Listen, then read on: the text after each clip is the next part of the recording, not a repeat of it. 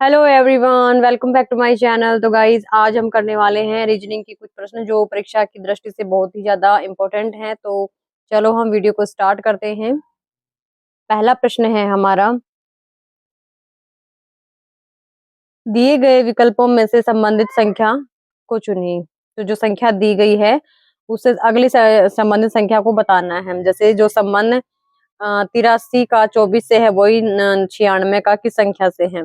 तो हमें देखना है कि 83 से कोई संख्या 24 हुई है तो या तो इसमें जोड़ होता है या जो माइनस होती है गुना भाग, या फिर इसमें स्क्वायर क्यूब, इनका ही खेल रहता है। तो चलो हम इसको देखते हैं। तो इनमें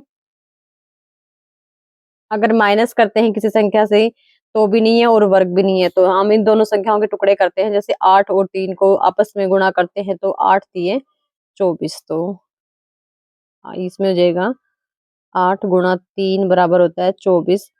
तो हमें अगली संख्या देखनी है 9 × 6, 9 × 6 = 54, और ये हमारे ऑप्शन में ऑप्शन सी पर है। तो हमारा आंसर हो जाएगा ऑप्शन सी 54। अगला सवाल है हमारा, नीचे दिए गए शब्द का वेन आरेख बताइए। वेन आरेख के चैप्टर से ये प्रश्न है। तो पहला है माँ, पिता और महिलाएं। तो महिलाओं का माँ से संबंध है लेकिन पिता का इनसे नहीं है, तो पहले हम बनाएंगे माँ का डायग्राम। तो माँ और पिता है तो ये दोनों अपोजिट हो जाएंगे और महिला आ जाएंगी। महिलाएं क्या होती है, माँ होती है। तो ये महिला का हो गया, ये माँ और ये पिता। तो हमारा ये आ जाएगा ऑप्शन बी। प्रश्न 3 है, यदि C भाग R बराबर F और E भाग T बराबर D हो और B भाग Z बराबर M हो तो F भाग L बराबर क्या होगा। इसकी जगह पर आपको अक्षर ज्ञात करना है। तो C भाग R बराबर F है, तो C के यहाँ पे ऐसे प्रश्नों में संख्या लिख लेते हैं कि कितने नंबर पे आता है। तो C हमारा आता है 3 नंबर पे। तो पहले का हो जाएगा 3 भाग R आता है हमारा 18 पर, और 3 को 18 में 3 का भाग देते हैं तो ये आता है 3 छिकी 18, 6 पर, और 6 पर हमारा आता है F। पहला हो गया।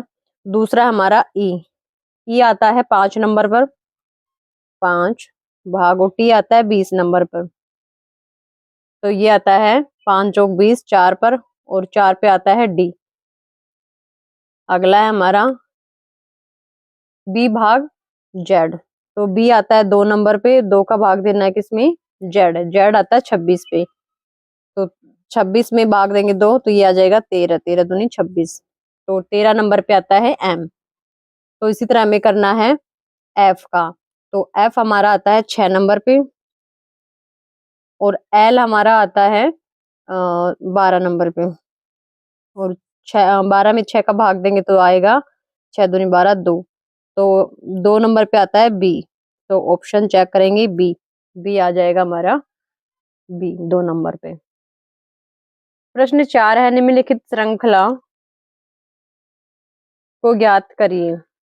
50, 60, 80, 120, 200। तो अगली संख्या क्या होगी। तो इसमें देखना या तो कोई न कोई जोड़ होता है या गुना होता है। तो सबसे पहले 50 और 60 का अंतर है तो 10 प्लस हुए हैं, और 60 से 80 में प्लस 20 हुए हैं, और 80 से 120 में हुए हैं 60 प्लस।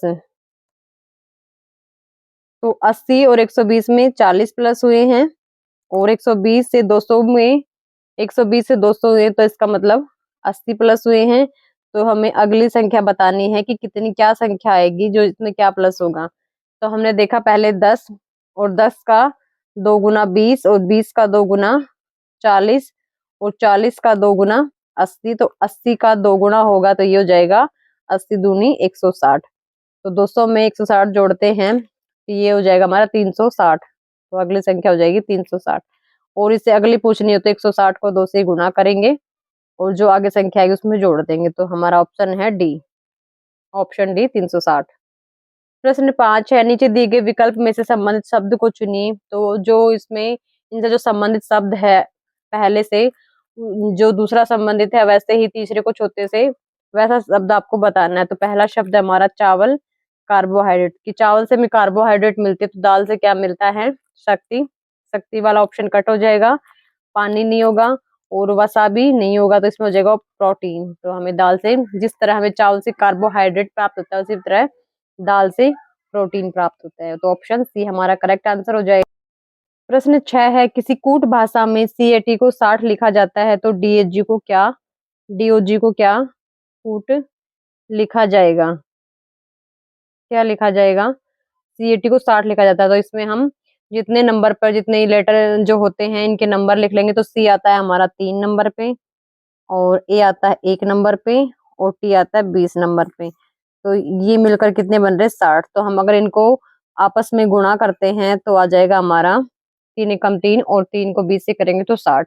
तो DOG में D आता है हमारा 4 नंबर पे, और O आता है हमारा 15 नंबर पे, के बाद में G आता है हमारा 7 नंबर पे। तो ये हो जाएगा 15 चौक 60, और 60 को अगर 7 से गुणा करते हैं तो 420। तो ये हो जाएगा,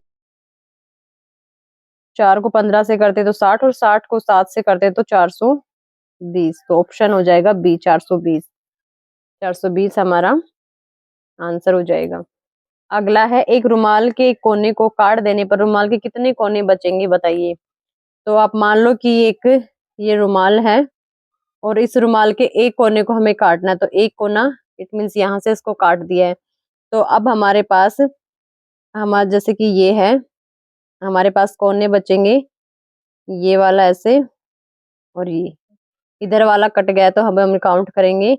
ऐसे नहीं कि इसको 1 2 3 3 कोने बचेंगे, ये हमारा गलत हो जाएगा। तो कोने बताने हमें, तो 1 2, और ये भी कोना हो गया। अब हमारा 1 2 3 4 5, 1 2 3 4 5। तो रुमाल को काट, एक कोने को काट देने से हमारे कोने कितने बनेंगे? अब 5 कोने बनेंगे। अगला सवाल है, विषम की पहचान करें। तो जो इनमें 4 ऑप्शन दिए हुए हैं इनमें जो विषम है उनकी पहचान करनी है। तो सबसे पहले हम इनके नंबर देखेंगे कि कितने नंबर पे हैं। तो ओ हमारा आता है 15 नंबर पे, तो 15 से पी आता है हमारा 16 नंबर पे, तो 15 से 16 हुआ है ये। और दूसरा है डब्लू से एक्स, तो डब्लू आता है हमारा 23 नंबर पे, और ये जो एक्स होता है ये आता है हमारा 24 नंबर पे। अगला है जेड, जेड आता है 26 नंबर पे, तो यहाँ पे लिख देंगे 26, और 26 से वाई आता है 25 नंबर पे। अगला है हमारा एम, एम आता है हमारा 13 नंबर पे, और एन आता है 14 नंबर पे। तो 15 से 16 हुआ तो प्लस हुआ है एक, 23 से 24 हुआ तो प्लस हुआ है, 26 से 25 हुआ तो एक माइनस हुआ है, और 13 से 14 हुआ तो एक प्लस हुआ है।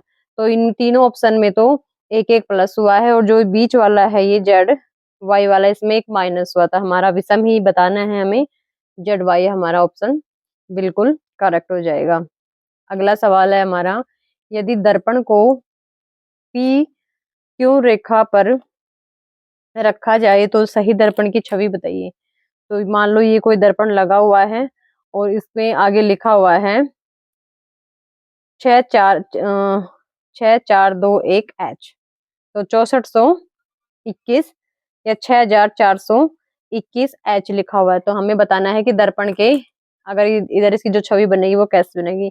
तो सबसे पहले H है तो H ही आ जाएगा। H ऐसे कैसे है तो उल्टा करेंगे H को तो भी ऐसा ही लिखा जाएगा। अगर ऑप्शन से चेक करते तो सब में पहले H है। दूसरी है ये ऐसे बना हुआ है तो ये उल्टा बनेगा ऐसे, इधर है तो इधर बनेगा। उसके बाद में है 2, तो 2 हमारा इधर बना हुआ है, इधर ना बन के ये बनेगा इधर। तो हमें ऑप्शन बाय ऑप्शन चेक करने होंगे H और एक, और ये भी ऐसे सेम बना हुआ है H, ये इधर तक बन गया। ये 2 उसमें उल्टा लिखा हुआ है तो ये कट जाएगा हमारा। और दूसरा है, बाकी तो ऑप्शन से चलेंगे। उसके बाद में है 2 हो गया, 4 हमारा, मान लो 4 ऐसे लिखा हुआ है इसमें। तो ये जो इधर लिखा हुआ है तो ये बनेगा इस साइड से बनेगा, क्योंकि जब इधर होता है तो यहाँ से इसको टच करके ये उल्टा बनता है इसमें। और 6 हमारा ऐसे है तो ये बन जाएगा ये। तो ऑप्शन हमारा हो जाएगा इनमें ऑप्शन डी। प्रश्न 10 है, उस विकल्प का चयन करें जिसमें संख्याओं के बीच में वही संबंध है जो दिए गई संख्या युग्म की संख्याओं के बीच में है। तो जो 512 का 64 के बीच में जो संबंध है ना, वो ही संबंध वाली संख्या हमें बतानी है। तो हम सबसे पहले हम देखते हैं कि 64 होता है 8 का स्क्वायर होता है, 8 का स्क्वायर होता है 64, और 512 होता है 8 का क्यूब। तो 512 8 का क्यूब है और 64 8 का स्क्वायर है। तो हमें देखना है कि जिसका एक जो क्यूब और स्क्वायर का इनका संबंध है। तो सबसे पहले हम देखते हैं, ये जो 81 है ये 9 का स्क्वायर है, लेकिन जो 10 है वो 9 का क्यूब नहीं है, तो ये नहीं होगा।